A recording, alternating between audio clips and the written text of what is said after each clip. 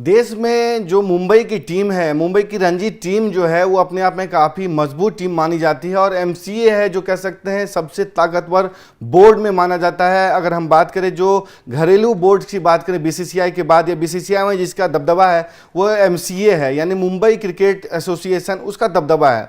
उसमें खेलने के लिए खिलाड़ी काफ़ी जतन करते हैं, काफ़ी लॉबी करते हैं। अगर उसमें आप खेलते हैं तो आपकी टीम इंडिया में भविष्य उज्जवल मानी जाती है और आपके लिए दरवाजे खुल जाते हैं। उसे एक तरीके से कहें टीम इंडिया का प्लेटफॉर्म भी माना जाता है कि अगर आप एमसीए के लिए खेल लेते हैं, मुंबई की टीम से रणजी खेल लेते हैं, तो आपके लिए काफ़ी आसान हो जाता है टीम इंडिया में एंट्री और आप पूरे देश में नज़र आते हैं। आपको तमाम मीडिया कवर करता है और आपके लिए कह सकते हैं कि सीखने के मौके बढ़ जाते हैं। लेकिन ऐसा बहुत कम ही होता है कि कोई खिलाड़ी मुंबई में खेलने के बजाय मुंबई में खेल रहा हो और उसका साथ छोड़ने का ऐलान कर दे, चिट्ठी लिख दे कि मुझे रिलीज कर दो।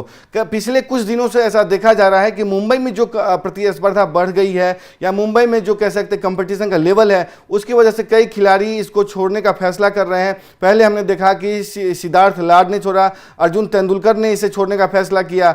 अब ताज़ा जो नाम इस कह सकते हैं लिस्ट में जुड़ गया है, टीम इंडिया के सलामी बल्लेबाज, टेस्ट के कह सकते हैं उज्जवल भविष्य माने जा रहे हैं। फिलहाल राजस्थान रॉयल्स की टीम का हिस्सा यशस्वी जायसवाल का।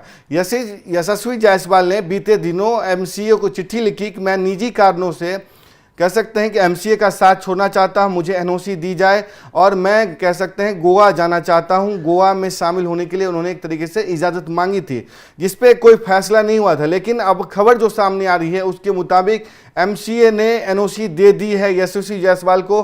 अब यशस्वी जायसवाल गोवा के लिए खेलेंगे। अगर हम आपको बता सकें, तस्वीर भी आपको हम दिखाने की कोशिश करते हैं कि यशस्वी जायसवाल का कैसा कुछ प्रदर्शन रहा है, क्या कुछ कह सकते हैं उनका जुड़ाव रहा है। तो कह सकते गोवा की टीम में ये शामिल होंगे, इसको लेकर के कंफर्मेशन मिल चुकी है। और कहें कि गोवा क्रिकेट एसोसिएशन के जो सचिव हैं शांबा देसाई, उन्होंने समाचार एजेंसी पीटीआई से बातचीत में कहा कि वो हमारे लिए खेलना चाहते हैं, हम उनको दोनों हाथ से उनका स्वागत करेंगे।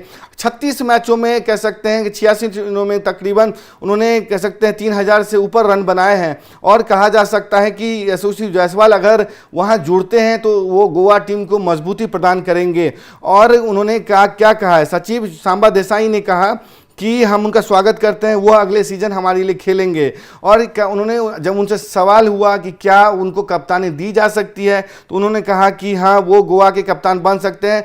तो ये कंफर्म हो गया है कि गोवा क्रिकेट जो है उनको काफ़ी दिनों से अप्रोच कर रहा था। गोवा क्रिकेट ने ही उनको एक तरीके से कह सकते हैं कि अप्रोच किया था कि आप हमारे खेलिए, आपके लिए यहाँ उज्जवल भविष्य होगा। इससे पहले अर्जुन तेंदुलकर ने भी एमसीए का साथ छोड़ दिया था, सिद्धार्थ लाड ने भी छोड़ दिया था, हालांकि बाद में वो मुंबई की टीम से फिर जुड़ गए थे।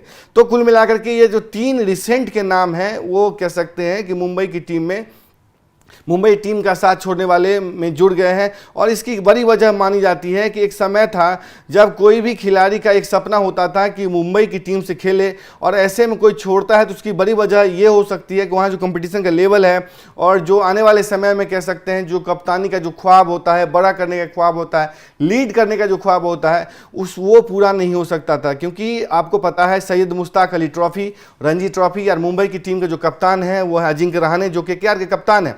और यशस्वी जायसवाल जो आईपीएल में खेल रहे हैं राजस्थान रॉयल्स के लिए, वहां संजू सैमसन भी खुट्टा गाड़ करके बैठे हुए हैं और उन्होंने कोई संकेत नहीं दिया है कि कप्तानी नहीं करेंगे। आपको पता है कि उनको भी बीसीसीआई एनसीए से उनको हरी झंडी मिल गई है कि वो राजस्थान रॉयल्स के कप्तान करेंगे। यानी कि अगर नहीं भी थे 3 मैच में तो रियान पराग को कप्तानी दी गई थी, नहीं कि यशस्वी जायसवाल को। यशस्वी जायसवाल उनसे ज़्यादा कैपेबल बल्लेबाज माने जाते हैं और उन टीम इंडिया के मजबूत आधार स्तंभ माने जाते हैं, लेकिन उनकी जगह पे कह सकते हैं रियान पराग को तवज्जो दी गई। तो कुल मिलाकर ये कहा जा सकता है कि राजस्थान की टीम में भी उनको कप्तानी नहीं दी गई, मुंबई की टीम में भी उन पे कोई चांसेस नहीं थे कि अजिंक्य रहाणे कह सकते हैं कप्तानी छोड़ देंगे।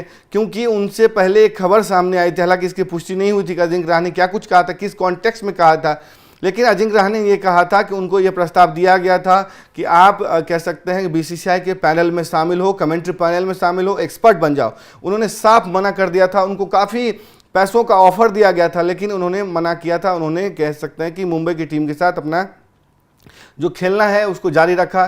चेतेश्वर पुजारा को भी ये ऑफर दिया गया था तो उन्होंने उसे सहर्ष स्वीकार किया और आज वो कमेंट्री पैनल में बैठे हुए हैं, आईपीएल के भी कह सकते कमेंट्री कर रहे हैं। और जिसको खेल में होना चाहिए, जो टीम में शामिल होना चाहिए, वो आज एक्सपर्ट बना बैठा है। तो कुल मिलाकर के दो जगह जो दो टीमें थी जहाँ से वास्ता है यशस्वी जायसवाल का कि एक है मुंबई की टीम, दूसरे हैं आपको कह सकते हैं कि राजस्थान रॉयल्स आईपीएल जो फ्रेंचाइजी क्रिकेट है, तो वहाँ भी कप्तानी के कोई आसार फिलहाल तो नज़र नहीं आते। मुंबई की टीम में भी कप्तानी कह सकते हैं अजिंक्य रहाणे नहीं छोड़ रहे, तो इनके लिए जगह कम बन रहा था। ऐसे में जो सीनियर खिलाड़ियों की मौजूदगी में रहते हुए कह सकते हैं कि यशस्वी जायसवाल वहाँ पर तो कप्तानी तो नहीं कर सकते थे, उनके लिए लीडरशिप जो है उनको मिलने नहीं जा रही थी। क्योंकि कह लें कि टीम इंडिया की कप्तानी की बात करें तो जो वनडे टीम के कह सकते उप कप्तान है वो शुभमन गिल है और उन पे ही कहा जा रहा है कि उनके साथ टीम इंडिया आगे बढ़ना चाहती है। और दूसरी तरफ से एक और दावेदार के तौर पर सामने आए हैं श्रेयस अय्यर, तो अपने आप को कहाँ फिट बैठता देख रहे थे, साफ नज़र आ रहा था कि उनका भविष्य as far as leadership is concern वो साफ दिख रहा था कि उनके लिए तो नहीं है, उनके लिए कोई जगह नहीं बनती दिख रही। ऐसे में उन्होंने